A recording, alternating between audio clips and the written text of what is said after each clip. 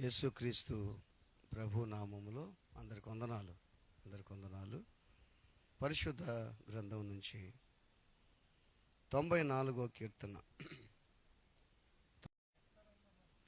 నా అంతరంగమందు విచారములు హెచ్చగా నీ గొప్ప ఆదరణ నా ప్రాణమునకు అంతరంగమందు విచారములు హెచ్చగా కష్టాలు, పరీక్షలు, శోధనలు, ఇబ్బందులు, ఇరుకులు ఇవన్నీ కూడా అంతరంగంలో ఆలోచనలు వస్తూ ఉంటాయి, కష్టాలు వస్తుంటాయి. ఒక్కోసారి మన మీద మనకి విరక్తి కలుగుతూ ఉంటుంది. అసలు ఏంది నా పరిస్థితి అనిపిస్తూ ఉంటుంది. మన జీవితం అది ఎలా చేయాలనిపిస్తుంది. ఏందబ్బా నేను బాగా ప్రార్థన చేస్తున్నాను కదా, ఏంది నాకు ఈ బాధ అనిపిస్తుంది.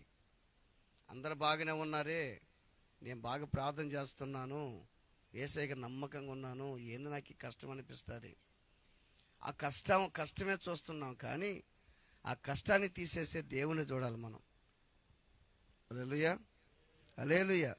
ఇక్కడ మనం చూసినట్టయితే ఏం చదువుకున్నాం మనం? నా అంతరంగమందు విచారములు హెచ్చగా నీ గొప్ప ఆదరణ నా ప్రాణమునకు నెమ్మది కలుగు చేస్తుంది. గొప్ప ఆదరణ, గొప్పగా ఆదరించే దేవుడు మన యేసయ్య. ఏ వ్యక్తి కూడా మనల్ని ఆదరణలోకి నడిపించలేడు. ఆయన పేరే గొప్ప ఆదరణ. ఆ గొప్ప ఆదరణ మన ప్రాణమునకు ఎట్లుంటుందంట? నెమ్మది కలుగు చేస్తుందంట. నెమ్మది. ఎవరికి నెమ్మది ఉంటుందో తెలుసా? ధర్మశాస్త్రాన్ని ప్రేమించే వారికి నెమ్మది ఉంటుందంట. ధర్మశాస్త్రం అంటే ఏంది? వాక్యం. వాక్యాన్ని ఎవరైతే ప్రేమిస్తారో వాళ్ళకి నెమ్మది ఉంటుంది. వాక్యం అంటే దేవుడే. అది వాక్యం అంటే దేవుడే. ధర్మశాస్త్రం అంటే వాక్యం, వాక్యం అంటే దేవుడు. దేవుని ఎవరైతే ప్రేమిస్తారో, నీ ధర్మశాస్త్రాన్ని ప్రేమించే వారికి నెమ్మది ఉందని బైబిల్లో ఉంది. బాగా ఆలోచించండి. ఇంకా మన వాక్యం మనం ఆలోచన చేస్తే, నీ వాక్యమే నన్ను బ్రతికిస్తుంది నా బాధల్లో, అదే నాకు నెమ్మదిస్తుంది. మనం బ్రతికించేది వాక్యమే కదా, బ్రతికించేది వాక్యమే. మన బాధలు ఏంటంటే అదే నెమ్మది. ఎట్ట నెమ్మది వస్తుంది తెలుసా? నీకు బాధలు కలిగినప్పుడు, కష్టాలు కలిగినప్పుడు, శోధనలు కలిగినప్పుడు, శ్రమలు కలిగినప్పుడు ఒక్కసారి వాక్యం కానీ జ్ఞాపకం చేసుకుంటే, వాక్యంలో ఎవరెవరు ఇబ్బంది పడ్డారు, వాళ్ళు ఏమన్నా చేశారా, చేయని నేరానికి చేయని బాధలు అనిపిస్తున్నారు అనేక మంది. బైబిల్లో కూడా యోబు ఏం చేశాడు? చేయని నేరానికి ఏమన్నా చేశాడు? ఆయన ఏమి చేయలే. చేయని నేరానికి బాధ అనుభవించాడు యోబు. కానీ అటువంటి మనకు వాక్యాలు, అటువంటి సన్నివేశాలు మనం చూస్తే మన ప్రాణాలకు ఎట్టుంటుంది? ఆదరణ, నెమ్మది కలుగుతుంది. బాగా ఆలోచన చేయండి. మనకు వచ్చే కష్టాలు, మనకు వచ్చే పరీక్షలు దేవునికి సంతోషం కలిగించాలంటే ఇవన్నీ. మనకు వచ్చే పరీక్షలు దేవునికి సంతోషం బాగా ఆలోచన. పరీక్షలు వచ్చేటప్పుడు కొంచెం భయంగానే ఉంటుంది, రాసిన తర్వాత సంతోషంగా ఉంటుంది. స్కూల్ పిల్లకాయలు కూడా పరీక్షలు రాయాలి కదా. పరీక్షల ముందు టెన్షన్ ఉంటుంది వాళ్ళకి, ఎట్లా రాయాలా ఏందని. వాళ్ళు కానీ బాగా చదివితే ఆ పరీక్షలు బాగా రాస్తారు. ఇప్పుడు వాళ్ళకి ఎట్లుంటుంది? సంతోషం ఉంటుంది. అందుకే వాక్యం ఏం చెప్తుంది తెలుసా? నీకు కలిగే పరీక్షల బాధల్లో దేవునికి సంతోషం కలిగించాలంట. ఆ పరీక్షలు నువ్వు తట్టుకొని నిలబడాలంట. ఆ బాధలు, ఆ శోధనలు తట్టుకొని నిలబడి. మనకు పరీక్షలు వస్తున్నాయి. సాతాను శోధిస్తాడు, దేవుడు ఏం చేస్తాడు? పరిశోధిస్తాడు. వాడు శోధిస్తాడు. బాగా గుర్తుపెట్టుకోండి.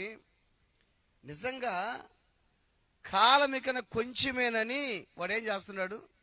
విజృంభిస్తున్నాడు. వాడు పని వాడు చేస్తున్నాడు. వాడి పని ఏంది చెప్పండి? ఎవరైతే క్రైస్తవులుగా ఉన్నారో, ఎవరైతే క్రీస్తు రక్తం చేత కడగబడి ఉన్నారో వాళ్ళని ఏం చేయాలి? ఇప్పుడు దేవుడికి దూరం చేసి వాడి రాజ్యంలోకి లాక్కోవాలి. ఇప్పుడు వాడి రాజ్యం వేరు, దేవుని రాజ్యం వేరు కదా, అంతే కదా. వాడి రాజ్యం ఏంది? అది నరక రాజ్యం, అది అగ్నిగుండ, అక్కడ ఏడుపు పండుగ. కానీ దేవుని రాజ్యం ఏంది?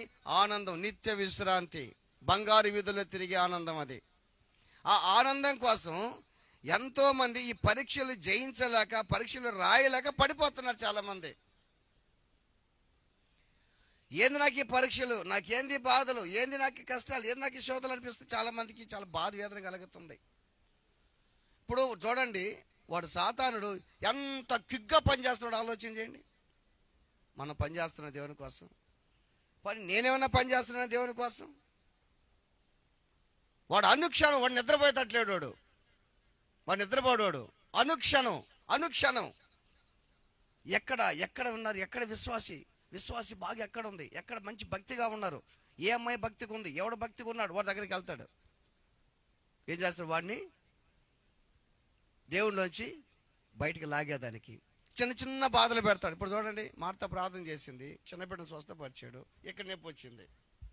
ఏమనుకుంటుంది మార్త? చూడు, నేను భక్తిగా ఉన్నాను కదా, కొంచెం దేవునికి నమ్మకంగా ఉన్నాను కదా, నేను ప్రార్థన చేశాను వాడికి, చిన్న బిడ్డకి, నాకేంది బాధ అని అనుకుంటారు. నిజంగా దేవుడు ఎంత ప్రేమ కలిగినోడు తెలుసా? దేవుడు నిన్ను ప్రేమిస్తున్నాడు, పాపంలో ఉన్న వ్యక్తిని కూడా ప్రేమిస్తున్నాడు. కానీ పాపాన్ని మాత్రం ద్వేషిస్తున్నాడు. పాపాన్ని ద్వేషిస్తున్నాడు, పాపిని ప్రేమిస్తున్నాడు ఆయన. ఎందుకు తెలుసా? సాతానుడు వాడు పని వాడు చేస్తున్న ఎందుకు తెలుసా? ఆ పరీక్షలు, ఆ భక్తిలో నుంచి నిన్ను జ్ఞాన కూల్చేదానికి వాడు చేస్తున్నాడు ఆ విధంగా. అందుకనే మనకు వచ్చే పరీక్షలు, ఒక పరీక్ష, మార్తకు ఒక పరీక్ష వచ్చింది, జయించింది. మాధవికి ఒక పరీక్ష వచ్చింది, ఇప్పుడు పరీక్ష రాస్తుంది ఇప్పుడు మాధవి.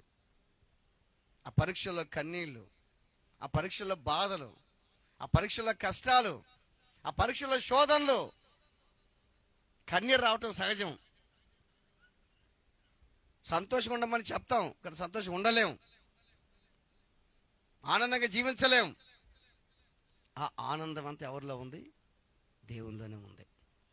ఎల్లప్పుడూ ప్రభునందు ఆనందించండి, మరలా చెప్పుదును ఆనందించండి. ఎవరు చెప్పారు ఈ మాట? అపోస్తుడైనా పౌలు చెప్పాడు. ఈ మాట ఎక్కడ రాశాడు తెలుసా? ఆయన చెరసాల్లో రాశాడంటే ఈ వాక్యం. చెరసాలు ఎట్టుంటుందమ్మా వాళ్ళకి? చెరసాలు ఎట్టుంటుంది చెప్పు?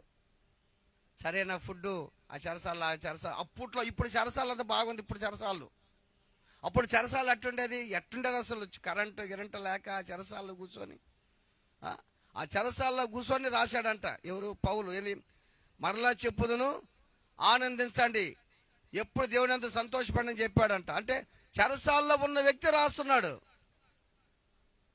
శ్రమ, బాధలు, కష్టాలు ఉన్న వ్యక్తి లెటర్ రాస్తున్నాడు, మనకి రాసిచ్చాడు చదువుకోమని. ఎందుకంటే ఆయన అంత కష్టాలు వస్తే ఆయన సంతోషంగా జీవిస్తున్నాడు. యేసుక్రీస్తు ప్రభుని 39 కొరడా దెబ్బలు కొట్టారు, అంతేనా? ఈయన్ని 5 సార్లు కొట్టారు, 39 కొరడా దెబ్బలు, 5 సార్లు. ఎవరిని? అపోస్తుడైన పౌల్ని 5 సార్లు 39 కొరడా దెబ్బలు కొట్టారు.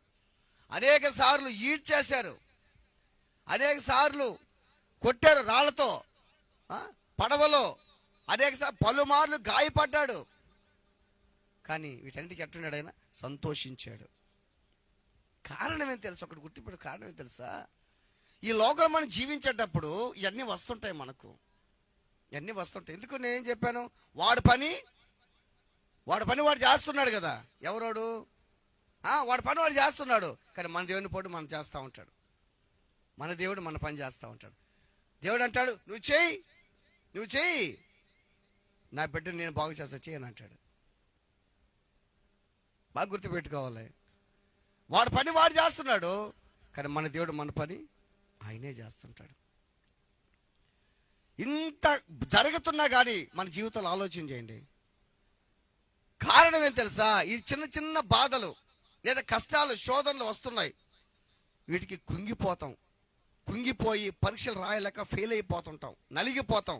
ఎంతమంది ఈ కాలనీలో నలిగిపోండారు ఆలోచన చేయండి అమ్మా. ఇప్పుడు మీకు ఒకసారి అర్థం చేసుకోండి, ఈ కాలనీలో ఎంతమంది ఈ బాధలకి, కష్టాలకి, పరీక్షలు రాయలేక ఫెయిల్ అయిపోయి ఎంతమంది లోకంలో పడిపోడారు ఆలోచన చేయి. వాళ్ళ జోలికి పోడోడు. ఇంకా వాళ్ళు ఎవరు చెప్పండి? వాడు మనుషులే. అర్థమవుతుందా? ఇప్పుడు వచ్చేది ఎవరి జోలికి? మీ జోలికి వస్తాడు. ఎందుకు తెలుసా? నేను ఎంత మందిని నా రాజ్యానికి తిప్పుకున్నానే, మిమ్మల్ని తిప్పలాకున్నానే అని చెప్పి మీ జోలికి వస్తాడు. ఇప్పుడు బాగా బాగా ఆలోచన చేయండి. ప్రతి ఒక్కరి జోలికి వస్తాడు. పరిశుద్ధులుగా ఉంటారే, భక్తిగా ఉంటారే, వాళ్ళ జోలికి వస్తాడు. ఎందుకు తెలుసా? దేవుని రాజ్యానికి పోనీయకుండా చేసేదానికి ఇదంతా ప్లాన్. మన మన పరిస్థితి ఏం తెలుసా? మనం ఎందుకేసే నమ్ముకున్నాం తెలుసా? దేవుని రాజ్యానికి పోయేదానికి. మరణాన్ని తప్పించే దేవుడు ఆయన మరణాన్ని తప్పించే దేవుడు. దేవుని రాజ్యానికి వారసుగా ఉండేదానికి మనం పిలిచాడు దేవుడు. అందుకని ఆయన రాజ్యానికి పోయేటప్పుడు అన్నీ కూడా కష్టాలు, బాధలు, శోధనలు, పరిస్థితులు అన్నీ వస్తూనే ఉంటాయి.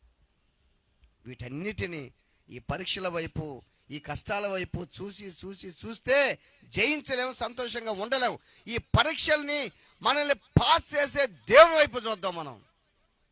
హల్లెలూయా, హల్లెలూయా. అందుకే ఈ పరీక్షల్లో, బాధల్లో, ఈ కష్టాల్లో దేవుడు ఏం చెప్తున్నాడు? సంతోషంగా ఉండమని చెప్తున్నాడు. సార్ చూడండి, యాకోబు పత్రిక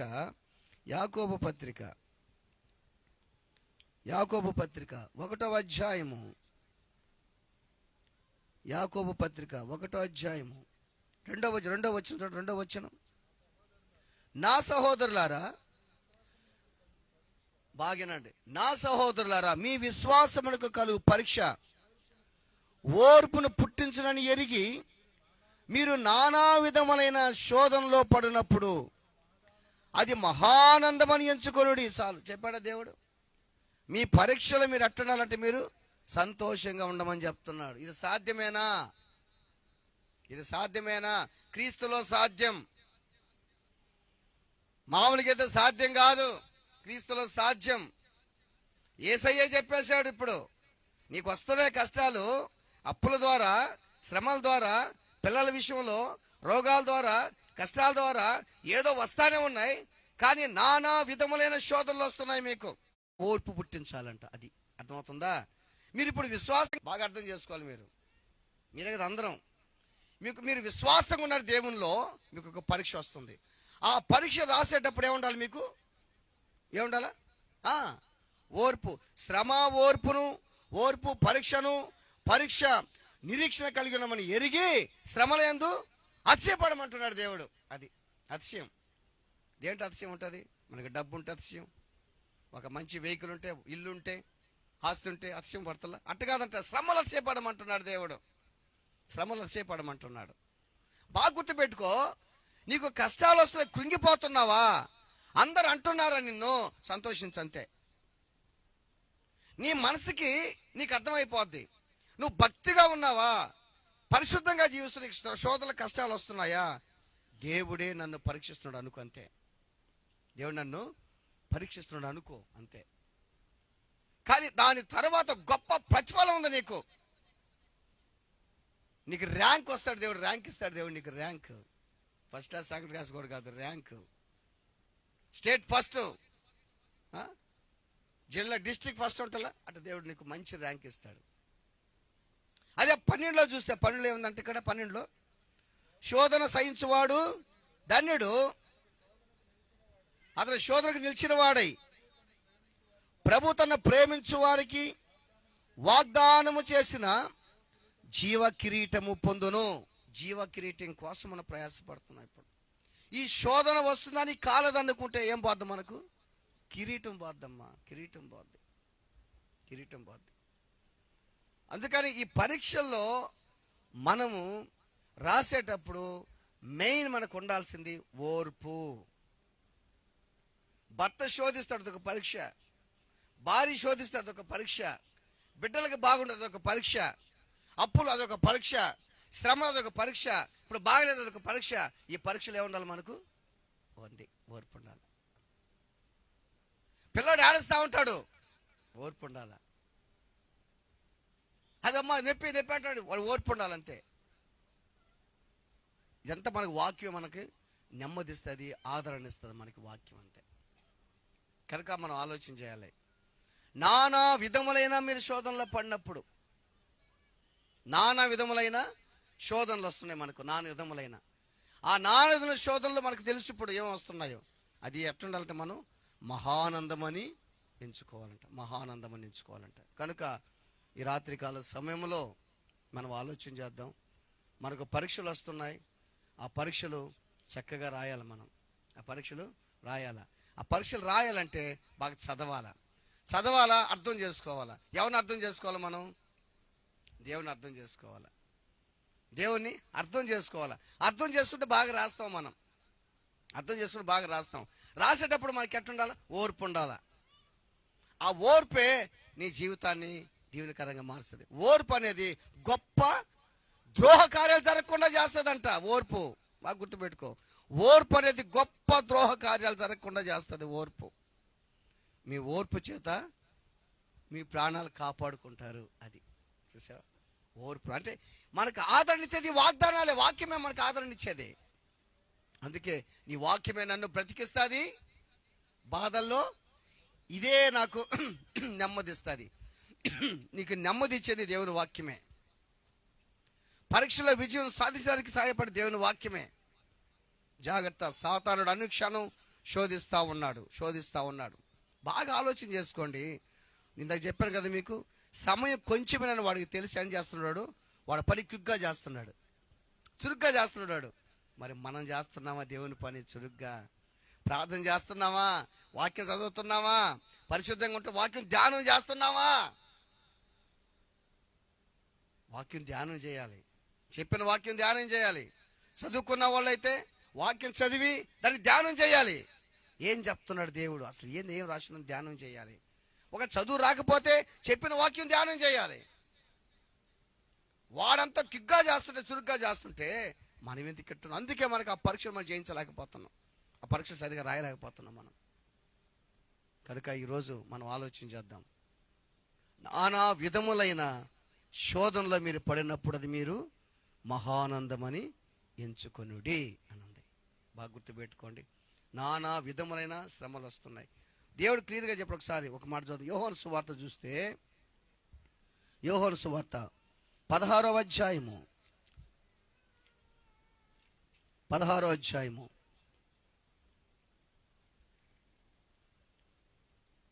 చివరి వాక్యం, 16 చివరి వాక్యం. నా యందు మీకు సమాధానము కలుగునట్లు ఈ మాటలు మీతో చెప్పుతున్నాను. బాగేనండి. ఏందమ్మా ఇది లోకంలో మీకు ఏమొస్తుందంట? శ్రమ కలుగును, అయినను ధైర్యం తెచ్చుకోండి. చూసావా? అంతా చప్పలు కొడదాం. Praise the Lord. హల్లెలూయా. యేసయ్య చెప్పాడు, ఎవరికి? శిష్యులకు చెప్పాడు. మనకు కూడా చెప్తాడు ఈ మాట. నా యందు మీకు సమాధానము కలుగునట్లు ఈ మాటలు మీతో చెప్తున్నా నేను. లోకంలో మీకు శ్రమ కలుగును, అయినను ధైర్యం తెచ్చుకొనుడి, నేను లోకాన్ని జయించి ఉన్నాను. ఎవరు చెప్పారు? ఎవరు జయించారు లోకాన్ని? ఈ లోకాన్ని జయించాడు. తుచ్చమైన అభిలాషలు, క్షణికమైన సుఖాలను యేసయ్య జయించాడు. మనం కూడా జయించాలి. చిన్న బాధలు, చిన్న శోధనలు, చిన్న టెంప్టేషన్స్ జయించాలి మనం. దేవుడు చెప్పాడు, జయించాడు. యేసయ్య చెప్పాడు, మీకు లోకంలో శ్రమ కలుగుతుందని చెప్పేశాడు యేసయ్య. మనకి ఇప్పుడు శ్రమ కలుగుతుంది లోకంలో. కానీ దేవుడు లోకాన్ని ఏం చేశాడంటే ఆయన జయించాడు. మనకు కూడా జయించేదానికి శక్తినిచ్చాడు. ఆ జయించేటప్పుడు మనకి ఏముండాలి? ఓర్పు ఉండాలి. నానా విధమైన శ్రమలు మనకు వస్తున్నాయి. ఆ శ్రమను మనం తట్టుకొని నిలబడాలి. నిలబడిన తర్వాత గొప్ప ప్రతిఫలం ఉంటుంది. మన దేవుని ఆరాధించేది ఆస్తులు అంతస్తులు సమకూరుతాయని కాదు.